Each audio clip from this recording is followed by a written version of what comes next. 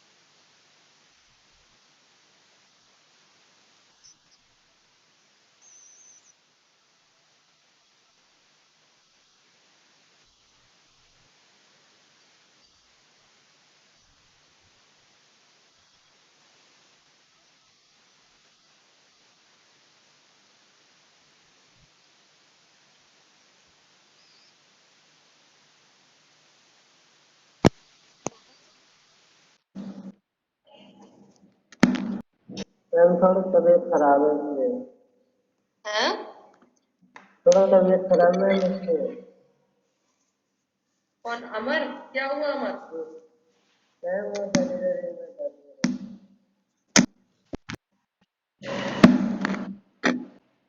क्या कह रहे हो? मुझे आवाज नहीं आ रही है आपके साथ।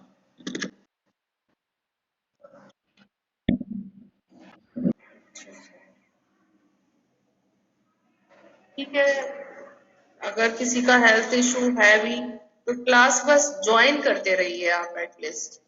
ठीक है, और मुझे मैसेज करके भी ड्रॉप मैसेज भी देंगे अगर किसी के साथ कुछ प्रॉब्लम है तो। ठीक है, ताकि नॉलेज में भी रहे एटलीस्ट। ठीक है,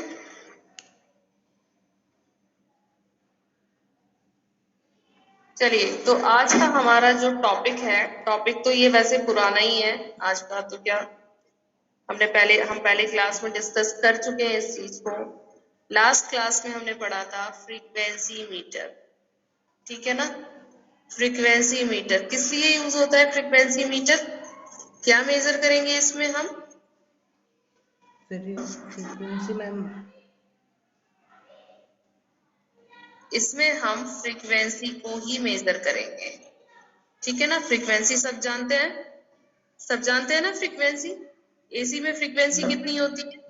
50।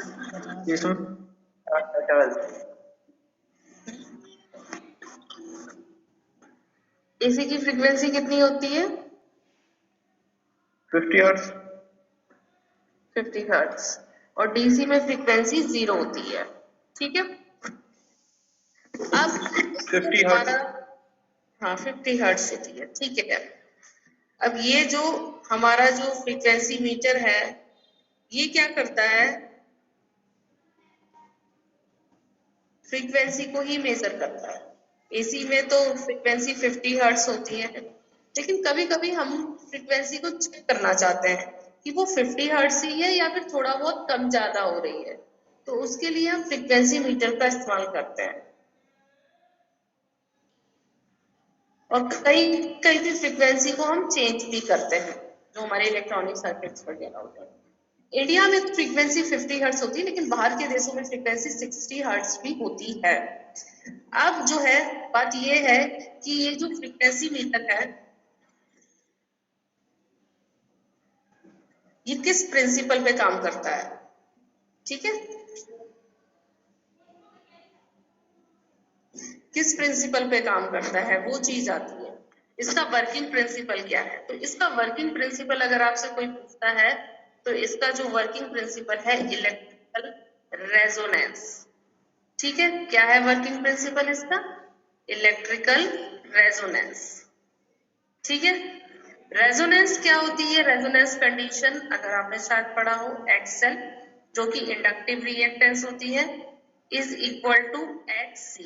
ये क्या होती है? रेजोनेंस की कंडीशन। क्या होता है ये? रेजोनेंस की कंडीशन।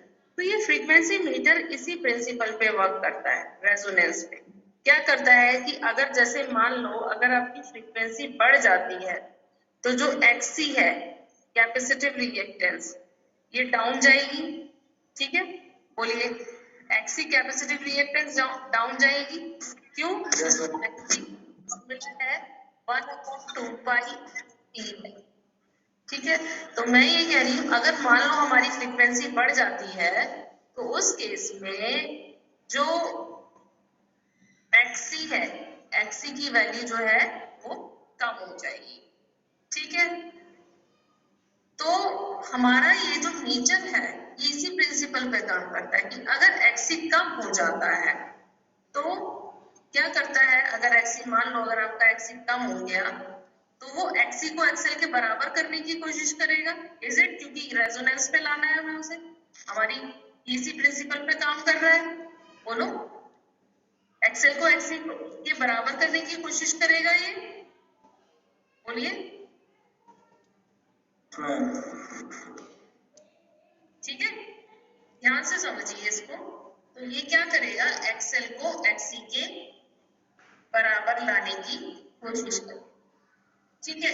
ये इसी प्रिंसिपल पे काम करता है, मतलब आपको ये चीज ध्यान रखनी है कि आपको एनी हाउ एक्सएल और एक्सी को बराबर करना है। अगर ऑलरेडी है दैट इज फाइन, अगर नहीं है तो नहीं है।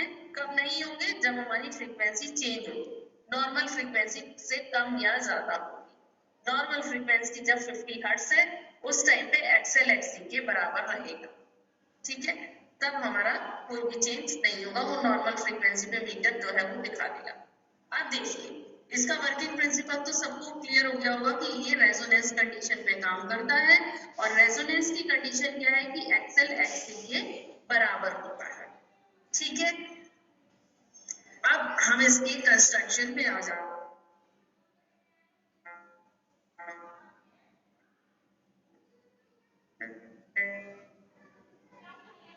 तो कंस्ट्रक्शन जिसको उन्होंने नाम दिया है, बोलिए,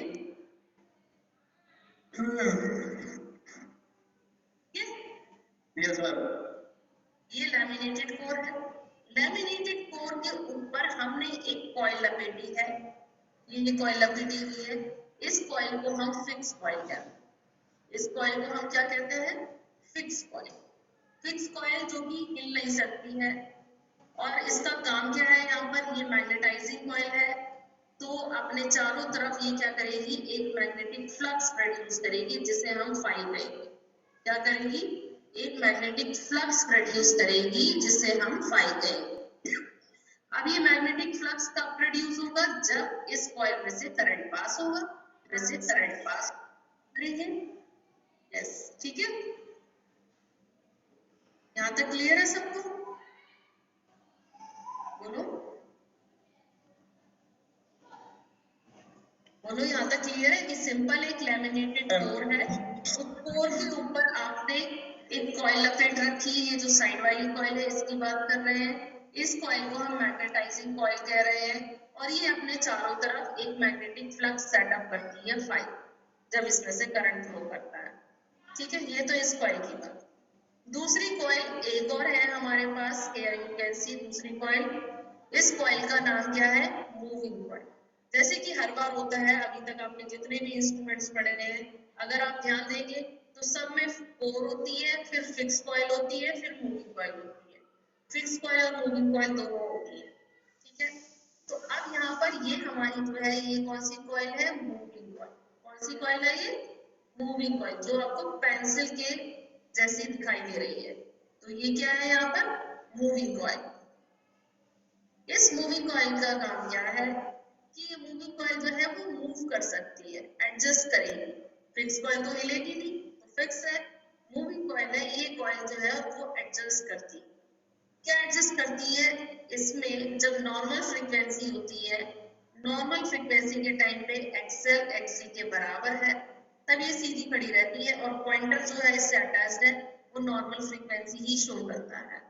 लेकिन जैसे कि मैंने आपको बताया था कि अगर फ्रीक्वेंसी इंक्रीज करती है तो एक्सी की वैल्यू डिक्रीज कर जाती है, as I have told you, बताया ना मैंने ये सबको, बोलो,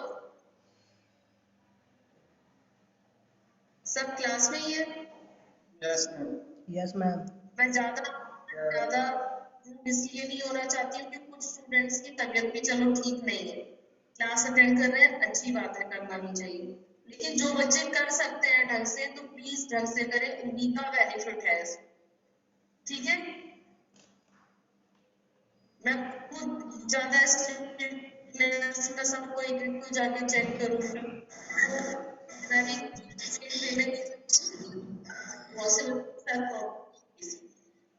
ठीक है ना? आप खुद ध्यान से क्या बताना बेटा? सी जो डाउन होती फ्रीक्वेंसी ये वाली साइड में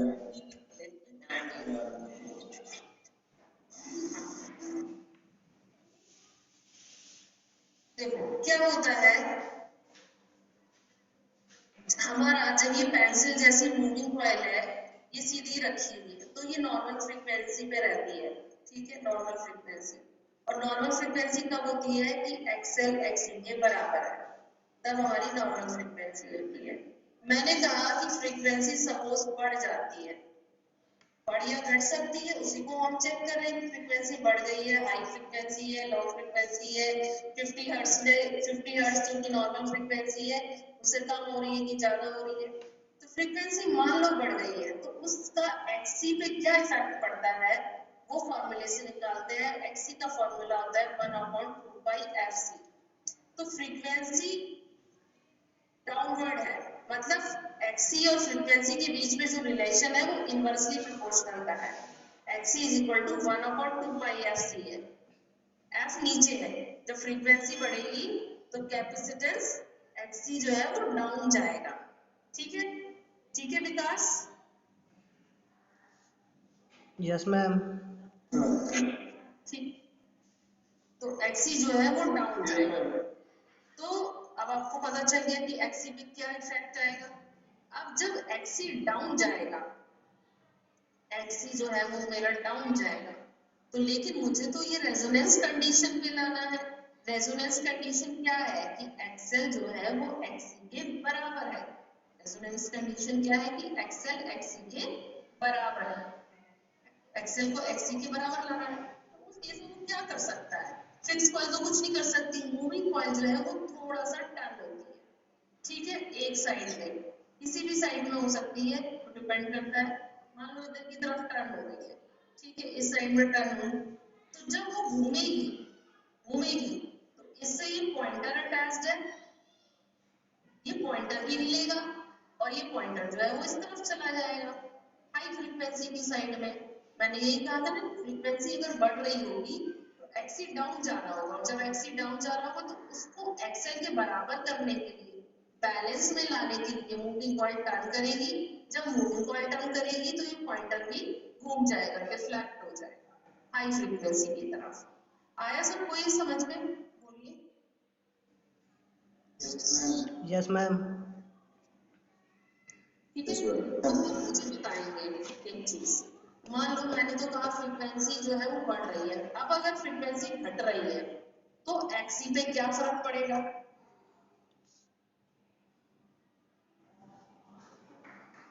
बताओ।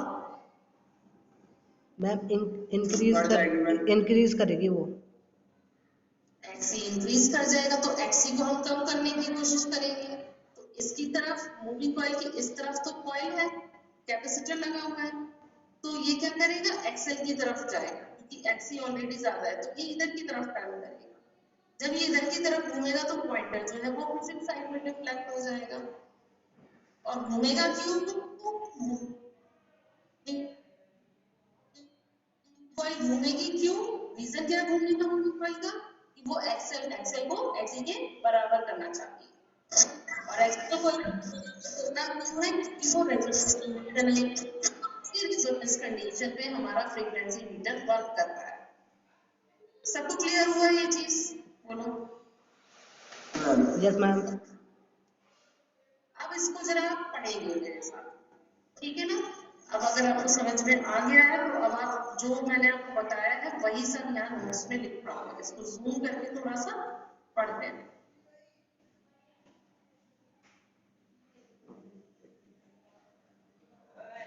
देखो इलेक्ट्रिकल रेजोनेंस फ्रीक्वेंसी मीटर, तो इस टाइप का जो इंस्ट्रूमेंट होता है वो रेजोनेंस प्रिंसिपल पे काम करता है, रेजोनेंस फ्रीक्वेंसी पे काम करता है।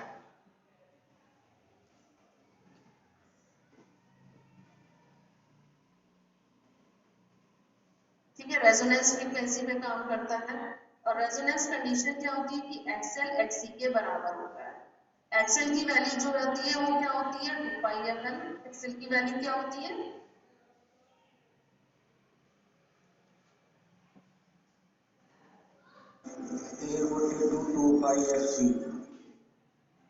एक्सएल की वैल्यू 2 पाई एफ एल होती है और एक्ससी की वैल्यू जो है वो 1/2 पाई एफ सी होती है।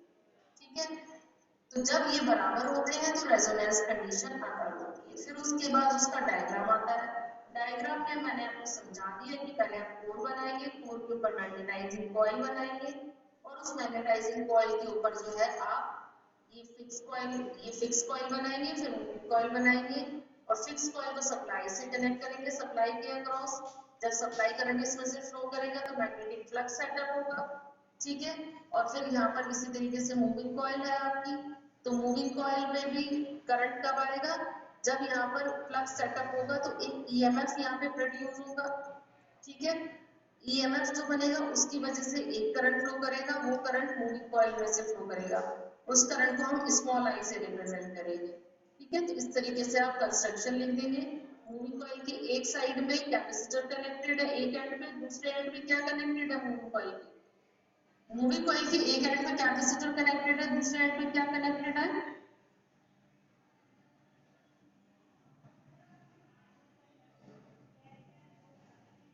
बताओ क्या लगा है मूविंग कॉइल के दूसरे एंड पे क्या दिखाई दे रहा है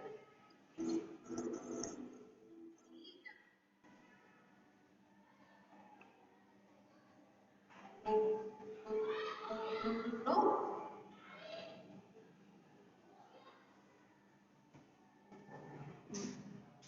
मैम मूविंग कॉइल के हेड में क्या लगा हुआ है?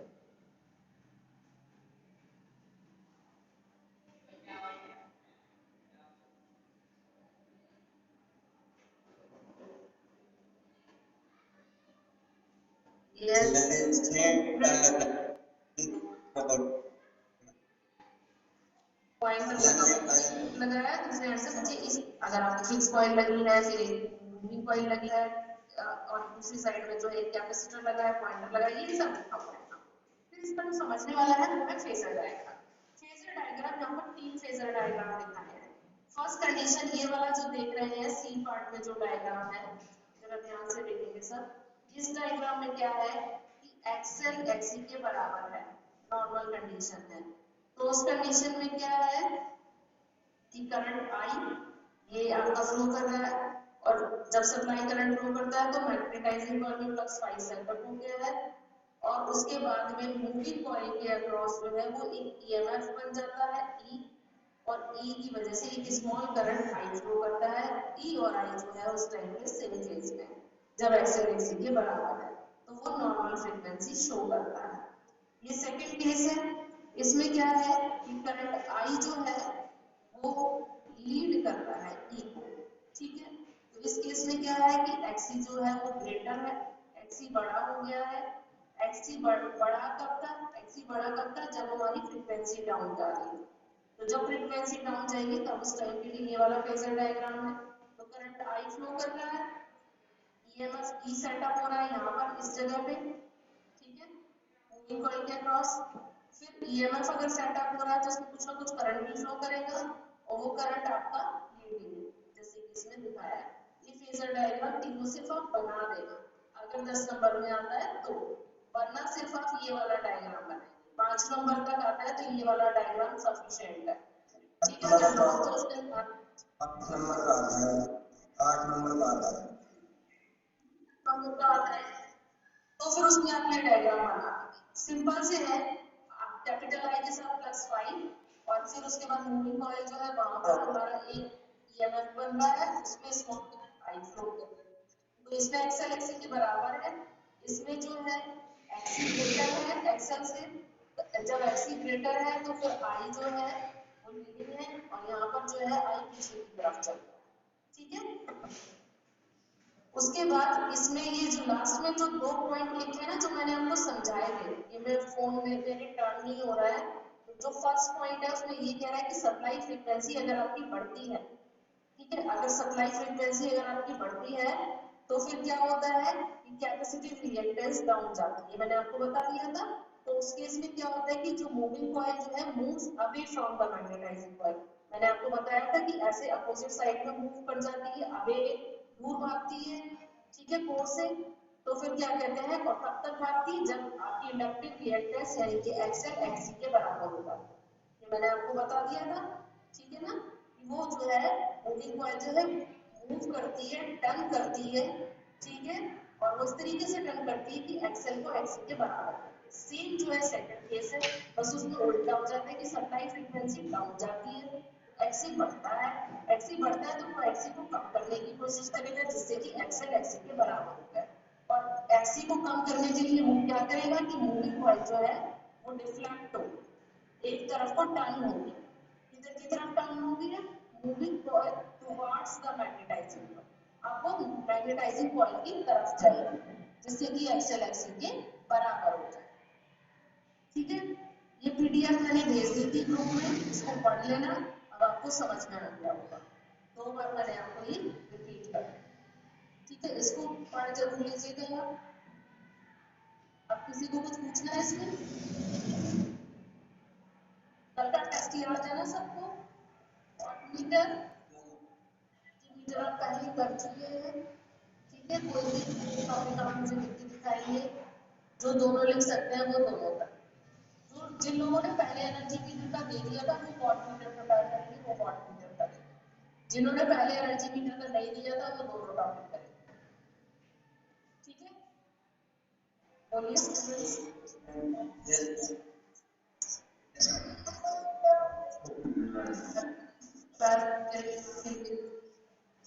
मैम मैंने जो लास्ट लेक्चर में आपने वो